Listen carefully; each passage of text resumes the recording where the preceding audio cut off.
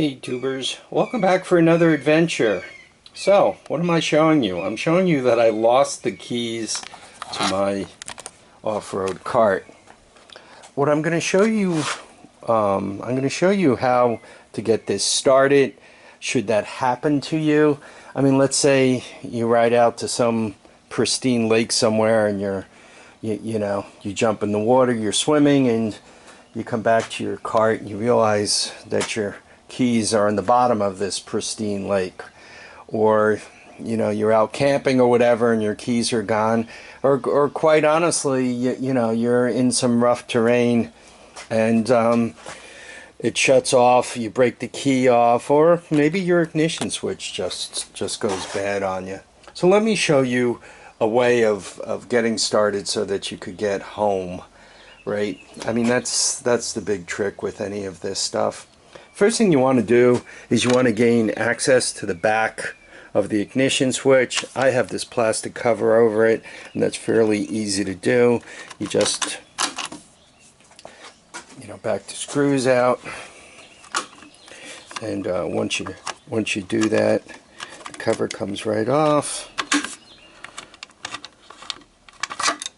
right? And there we are. Not all that hard to do.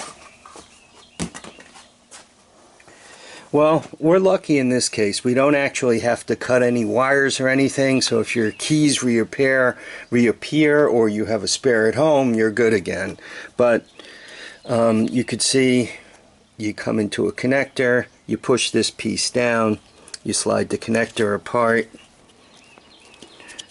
of course one-handed, and there you go. So you forget the key side, right? You don't have a key. What's the use of messing with that? On the other side, you're basically looking at a bunch of different colored wires. Now, I've worked on a lot of these, so I kind of have them memorized, but just, it doesn't hurt to just kind of follow things around and double check.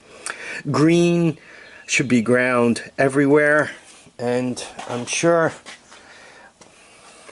when you're out swimming in the lake, you're not carrying a meter with you, but easy enough to figure out if green is ground. Also easy enough to figure out if red with no stripes or anything is hot, right? So you have those two. I happen to know that the red with the orange stripe, that's typically for the starter. Once again, green is ground, black with white stripe. I know that's the off switch.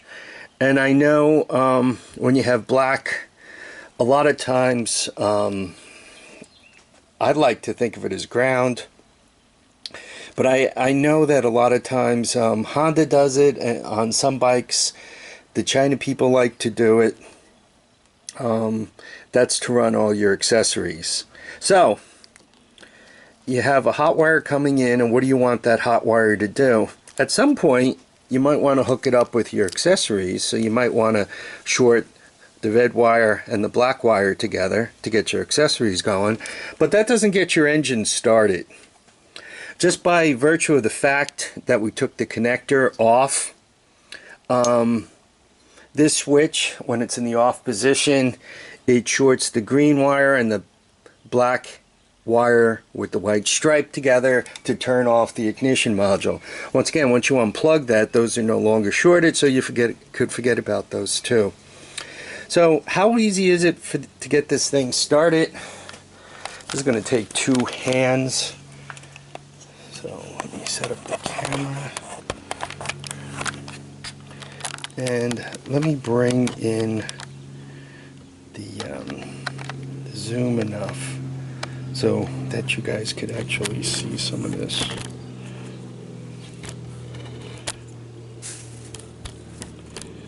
Okay, I think that's pretty good.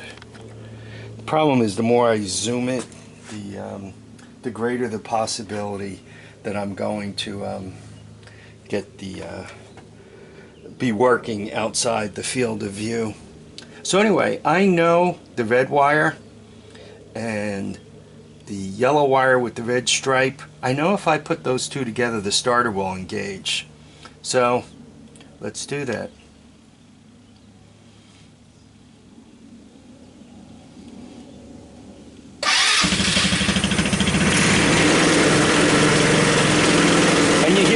engine running now. But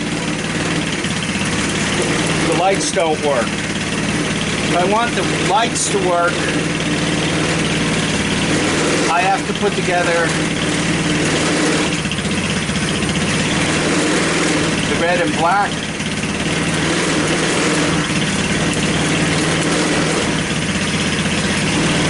And if I want to turn it off, I just have to short the green with the black and white, so the center too.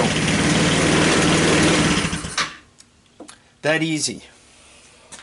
This will allow you to get the your quad or motorcycle, whatever you're messing with, home.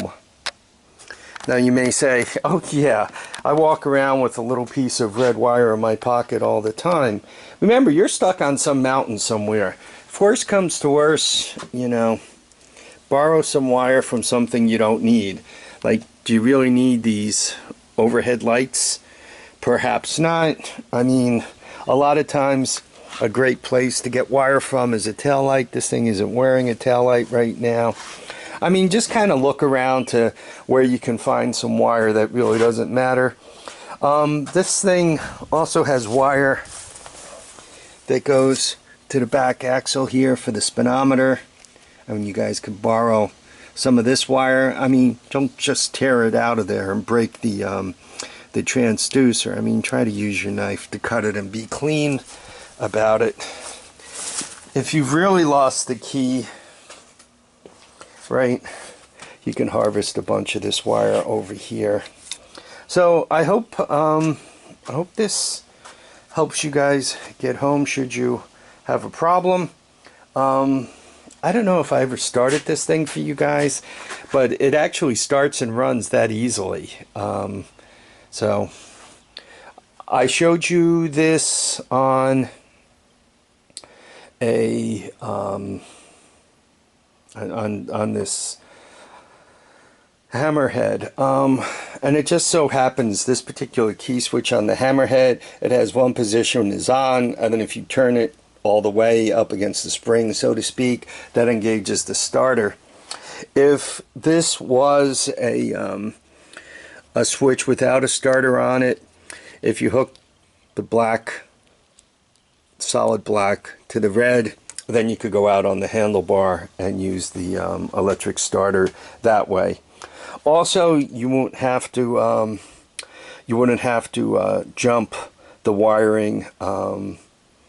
Well, that would be jumping the wiring. You would have power to the outboard switch, and then once you have power to the outboard switch, you're all set to go. The way to look at the ignition switch is it's your main power switch for the entire quad, motorcycle, all-terrain vehicle, UTV, whatever it is. Once you turn the switch on, now your main power is on. On this thing, right, you turn the main power is on, then you're allowed to use these switches here to turn your lights on. Once again, once your main power is on, if you go a little further, you engage the starter. In the case of a non-starter key switch, you would push the buttons out here. On a motorcycle, the main power turns your handlebar switch on, puts power out there, then you can do whatever you need to from the handlebar switch. On this thing, you turn the power on, it turns on your dashboard switches, and once again, it allows you to go to the next click and engage your starter. So I hope this helps. If the wires aren't exactly the colors that you see, though, this is pretty universal. You're just going to have to go around, take a look at your starting relay, see what color the wires are, take a quick look at your CDI, see what color the wires are coming out of that, and a lot of times from there you could kind of figure out where you need to go. The only place that I've really had trouble with these kind of alterations are the cheap China quads with the key fob. They do some kind of wild wiring with those, some wild color codes and so forth and on. I mean, you could try what I said and it might work and you might be fine, But let's face it, if you're riding one of these China quads, you're probably not all that far from home anyway, because normally they don't get you that far. Okay, I want to thank everybody for watching and commenting and subscribing. Please remember to keep your feet down, your heads up, and get out and enjoy each and every day. Bye now.